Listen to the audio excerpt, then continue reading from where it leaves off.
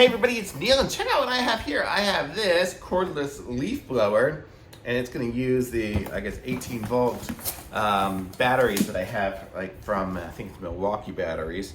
And this is going to be the tube for it and the device. So here, empty, right there. So this is the blower here. So this is the big apparatus, and there's the battery. I actually have a converter that converts to my Ryobi batteries, but that works.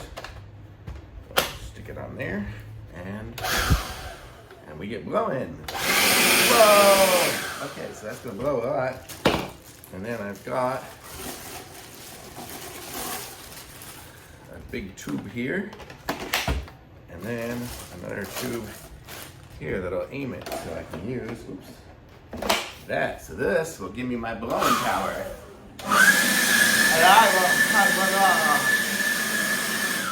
So that's got a lot of blowing power. I'm gonna go blow off my patio and we'll see how that works. Okay, I'm here in my... So we just finished mowing, and check this out. Let's see what happens when we put it. Whoa, look at that. Let's see. Oh, and look at this here. This here is a volume control. I can go all the way from 1 up to 5, it looks like. So let's see how this does.